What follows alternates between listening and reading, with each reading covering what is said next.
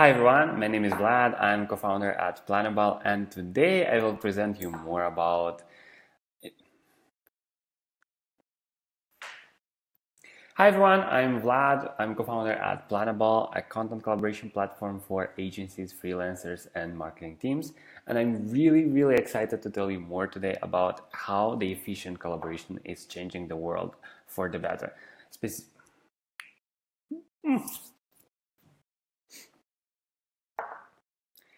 Hi everyone, I'm Vlad, co-founder at Planable, and today I'm super excited to tell you more how collaboration is changing the way marketing teams are working and how it's making them more efficient when it comes to content creation, collaboration, and everything else what we do. So, as I was saying, I'm co-founder at Planable. This is a content collaboration platform for agencies, freelancers, and marketing teams. We are helping you to preview the content exactly the same way it would look like before publishing any, so that you can simply exchange feedback and collaborate on any types of content before publishing any. And then everyone can see exactly the same thing before publishing any type of content. Can make sure that everyone is on the same page and no mistakes can happen. So let's start a bit today with the state of content collaboration. So marketing teams are sending editorial calendars and social media plans for blog articles and newsletters and in marketing campaigns via Google Sheets. And this is a completely broken workflow because here's what happens after they do this. So they are creating all of the marketing collateral assets that I was mentioning earlier. And afterwards, they also upload all of your media assets in Google Drive or Dropbox or any other storage files. And then they are asking for feedback on email or over the phone. And all of this is slowly eating our time because this back and forth communication is continuing on email for feedback and exchanging ideas and everything else that we do.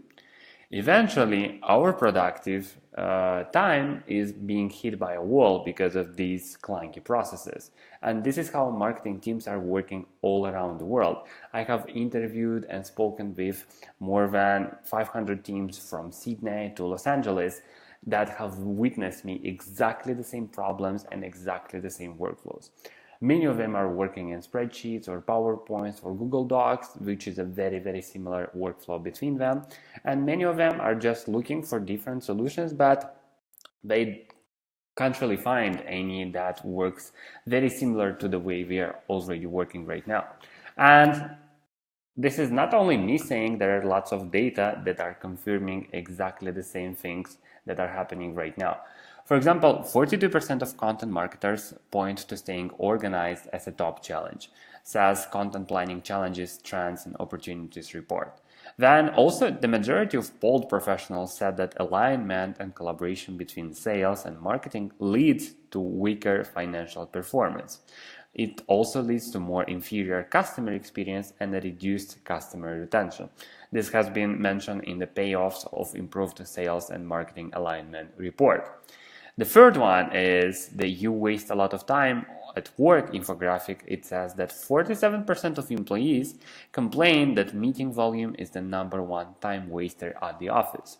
I've mentioned all of these reports and all of this data in my book, Marketing Teams of the Future. The book is exploring the way efficient and top modern marketing teams are currently working on and to create social media content. And I would highly recommend checking out the book as well, because we will go through the whole process of explaining how efficient marketing teams are working and what is the exact number one thing that you have to do in order to create more efficient marketing teams. You can also download the book for free on planable.io/book. So let's go through all of this. And in order to create an efficient marketing team, there are a couple of things that you need to do. I have broken down this in 3 different steps. The first one is people, then we will go through the processes, and then we will also go through the tools. So let's kick this off with people. So as you obviously know, the people is the first and the most important part about any marketing teams. We need people that would execute and would create and would come up with creative ideas. So that's why I will try to give multiple examples of how our marketing work and how multiple other marketing teams are working by establishing three main pillars of what you need in order to create an efficient content marketing team when it comes to people.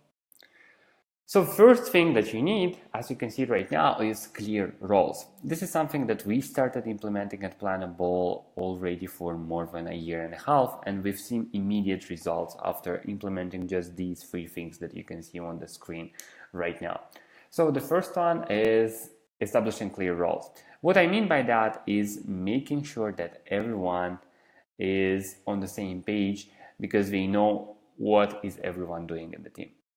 For example, in our team as a startup, we were only a couple of marketers, and you obviously know that marketers are super hectic when it comes to their marketing operations, and they are currently looking for different opportunities, looking for new ideas. We saw a growth hack, we want to test it. We saw an opportunity, we want to make sure that they can grasp it, or we just want to speak with other customers, or we saw a social media post that we definitely need to do, or there is a new opportunity like Black Friday and we need to start creating a marketing campaign. All of this is creating a very hectic process. All of this is creating a complete mess when it comes to content marketing operations. Because when it comes to marketing, it's very, very hard to stick to something unless you have a clear plan and a clear structure of your marketing team. This is why it's very, very important to establish some very clear roles when it comes to your marketing team. What I mean by that is making sure that you know what are your team members doing when it comes to marketing. For example, in our marketing team, we wanted to make sure that we establish clear roles. For example, Miruna is our head of marketing, so she's overseeing our marketing operations, and she makes sure that everyone is doing as we mentioned, and everyone sticks to their marketing plans and marketing projects and so on. Then there is also Raluca, for example, from our team. We know that she's doing Facebook ads and also content marketing, so she's creating and publishing the content for our blog and for others. There is also Luciana, for example. She's doing social media and also newsletters and also content marketing, and also a special initiative that she's managing. We know all of this for sure because we wanted to make and be certain that all of our team members have a very, very clear understanding of what we do. And between us, we also know this. This is why for us it was crucial to establish some clear roles and the fact that I would not interfere with someone else's operations. And on the other side, we also came up with a structure of how a marketing team can work based on Andrew Chen's model, so that you can establish some clear roles for your team based on these four pillars. For example, you can establish four main marketing roles in your team. The first one is a marketing project manager. This is very similar to what I've mentioned earlier about Miruna. So a marketing project manager is a person that is managing the whole process. He or she is overseeing all of the operations, making sure that everyone is completing their tasks and they have a clear process in mind and they know the next roadmap or everything that they are going to do over the next week, month, or year, or quarter. Then the second thing is a marketing engineer. This is a person that is coming up with marketing initiatives and marketing ideas. And this is a person that is also outlining what would be the continuity between the projects and how do the projects make sense. And it's very, very important to make sure that we are creating, and this person is creating a simple roadmap and some simple ideas that can be afterwards discussed with the project manager and the other team members, so that everyone can have a different project and everyone can deliver on their own projects.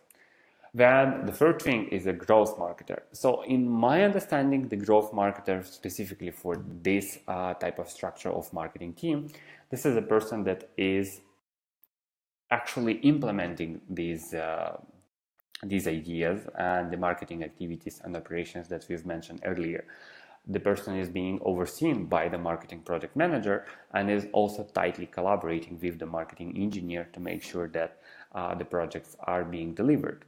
And the fourth person, this is the marketing designer. This is typically a person that is both marketer and designer. They are also very closely working with the growth marketer because these two people are typically implementing the marketing operations.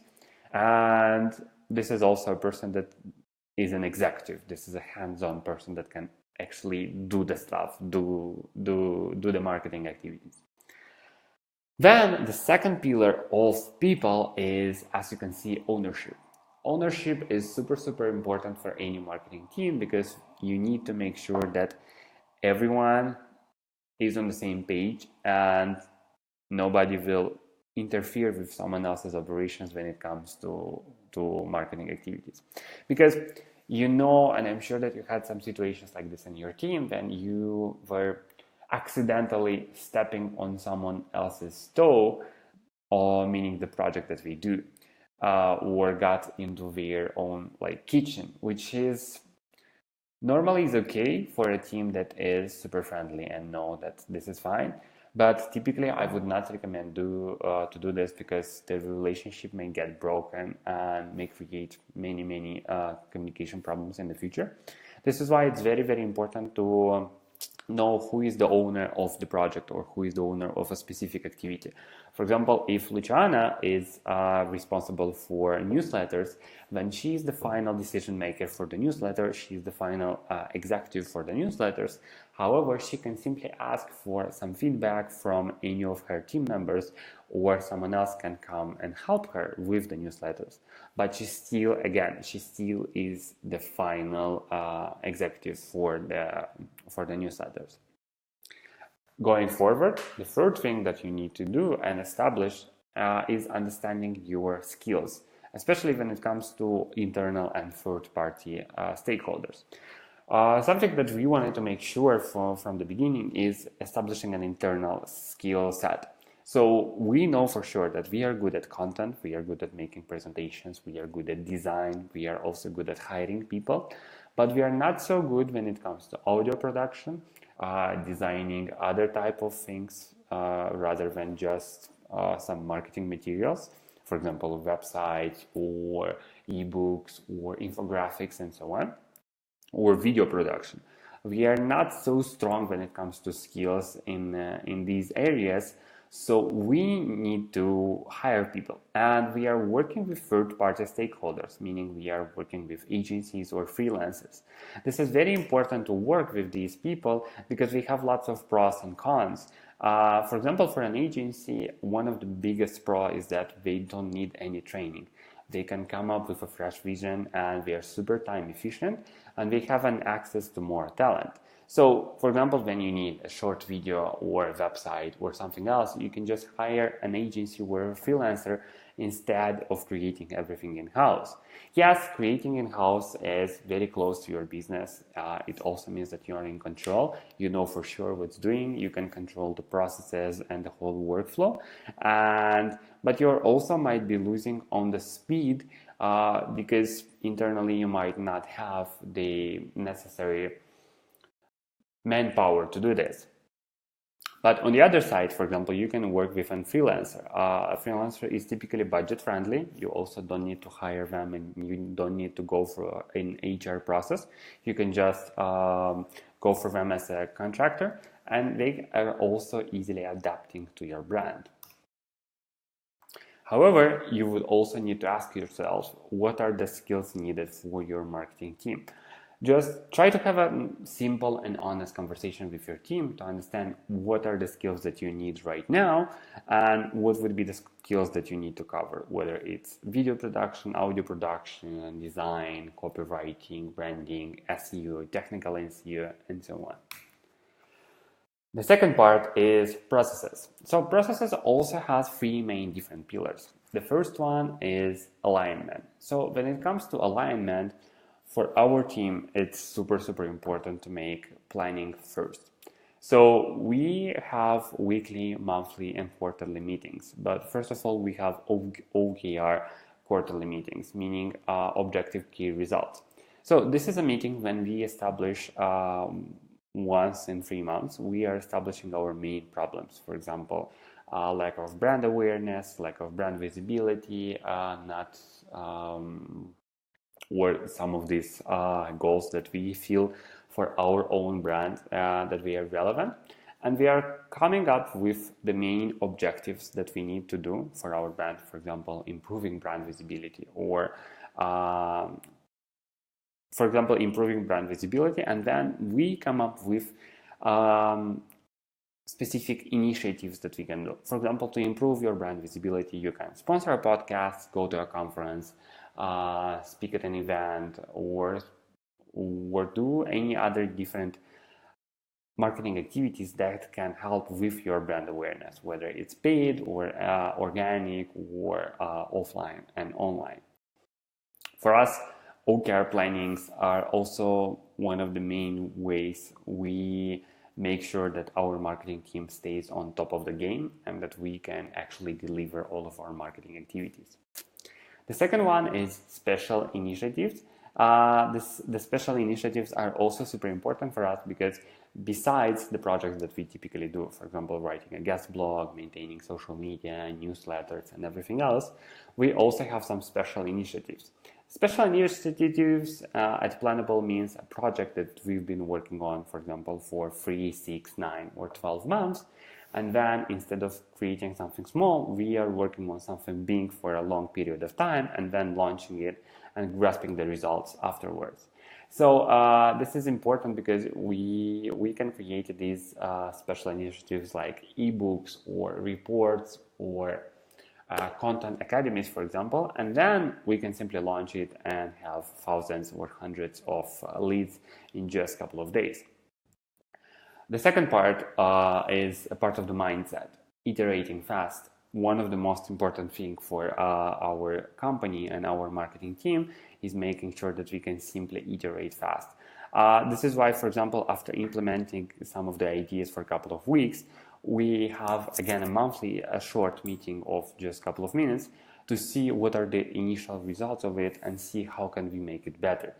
We are trying to iterate fast because we are trying to learn as soon as we can on different ideas that we had and then just start implementing this again in a new and different way. And the third part is about the consistency. I think that no marketing team can actually bring results if they are not consistent with their marketing operations. This is why you need to be consistent with all of your ideas and everything that we do. If you started doing, for example, a video blog, start doing this for 6 or 12 months. You are not going to do this for just a couple of weeks if you want to see some results. The same for podcasts, the same for websites, special initiatives, and all the other lead generation ideas that you have. Second pillar, transparency. When it comes to transparency, one of the core things that you need to do is giving everyone access to the same information. So what I mean by that is being on the same page with all of your team members and inviting them in the same workflows that you have. For example, if you are using Google Drive, just give the access to everyone at the same information in the Google Drive so that everyone can see exactly the same thing. This is also the same for all of the tools that you're using, so that you eliminate any back and forth emails for, hey, can you please give me this thing? I also need this document. I also need this marketing materials or this font for this poster and so on. This is super frustrating. This delays your performance. This delays your speed and everything else that you do. Then the third part is about the goals. When it comes to goals, we are establishing at Planable, and this is exactly the same thing I would recommend you to do as well. We are establishing short-term goals, long-term ones, and vision. So when it comes to short terms, we have some simple and 30 minutes weekly meetings to discuss what are the short-term things that we want to do. For example, publish a guest blog or create something, create this newsletter. But we also have monthly meetings to review what we did and what's our progress on the special initiatives that I recently mentioned. Long term, what are the next marketing activities we want to do for this quarter and this year? And also in terms of vision, what and how do we stick to our vision over the next year, 3 years, and 5 years. This is super, super important to review all of these goals and ideas that you have so that you can make sure that everyone can see and understand what's happening. In terms of goals, there are a couple of things you can keep in mind. For example, as some of the ideas for your goals, this can be brand awareness, so that you need to establish a presence and increase your reach on social. The second thing is that, for example, this might be traffic. You want to drive traffic to your website or blog, or lead generation. You need to collect key information from your prospects and revenue, or you want to increase signups, or to connect and engage with your audience, to help and serve your customers, or public relationships, to disseminate news and build relations and thought leadership. And also, when it comes to tools, you would normally need more and more tools to be on top of the game. That's why the main principle when you're looking for new tools is that you would need a collaborative platform so that you can invite multiple team members and just simply collaborate on anything that you do. This is why I have some couple of tools that we are personally using at Planable, and I would also personally suggest you to use these. For example, Grammarly is beautiful for content mistakes. I recently upgraded to Grammarly Pro, and this changed the way we are working. All of the types of content are proofread through Grammarly, and it helps us so much when it comes to the way we are writing content. Then you can also use Planable for social media collaboration, so that you can simply just preview the content exactly the same way it looks like, and you know for sure that the content has been approved and everyone has exchanged ideas between them. Also, there is Zoom for meetings. This is what we are using from day to day. Also, Figma for visual and media files collaboration. It's very, very simple to use Figma, and it's super intuitive. Also, Ahrefs for content inspiration. It's super powerful platform. It's also super expensive for teams, but it's completely worth it. Dropbox Paper for content creation, because it's beautiful experience to create content. Notion HQ, we are using this for wikis and libraries and these policy documents. There is also Personalizely for lead management, and GetFlow for tasks assignment, and Zest for content knowledge. So if you want to understand and learn more about how the content and how to consume content and email marketing, social media, lead generation, and everything else, you will find tons and tons of knowledge on Zest. That was me from Planable, and thank you for your time. Bye. Take care.